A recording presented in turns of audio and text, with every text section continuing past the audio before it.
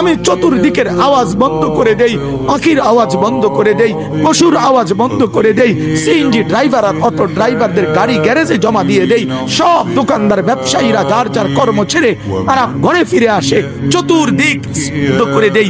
আল্লাহ বলেন তুমি ঘুমাবা বলে, তুমি ঘুমাবা বলে, তুমি ঘুমাবা বলে তোমার জন্য আমি দু চোখে ঘুম পাড়িয়ে দেই।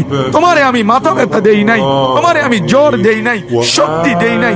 আজকের রাত এই জ্বর সর্দি থেকে মুক্ত রাখছি, তো আমি আল্লাহ তোমাকে ঘুম পাড়াবো বলে। তোমার মা অসুস্থ, বাবা অসুস্থ, ছেলে অসুস্থ, স্ত্রী অসুস্থ, যদি এমন বিপদের খবর হইতো তাইলে তুমি ঘুমাইতে পারতা না। যদি তোমার পায়ে ব্যথা হইতো, আমি 2 মাস বহু রাতকে রাত আরামসে ঘুমাইতে পারি নাই, আমার পা ভাঙে গেছিল, আমি রাতকে রাত অঝরে কাঁদতাম, আল্লাহ তুমি আমারে শিফা করে দাও, সুস্থ করে দাও। তাহলে আমার বন্ধু আল্লাহ বলে বান্দা তুমি ঘুমাবার জন্য আমি রাত বানালাম, আওয়াজ স্তব্ধ করলাম, দু চোখে ঘুম পাড়িয়ে দিলাম। তুমি দেখো না বান্দা, চতুর্দিকে খাট পাওয়া যায় বাজারে, আলম পাওয়া যায়, লেফ পাওয়া যায়, তোষক পাওয়া যায়, সব তো বাজারে পাওয়া যায়, কিন্তু 2 চোখের ঘুম তো বাজারে পাওয়া যায় না।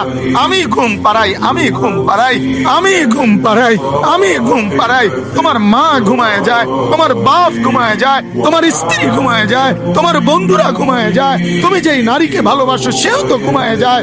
আমি আল্লাহ আমি জেগে থাকি।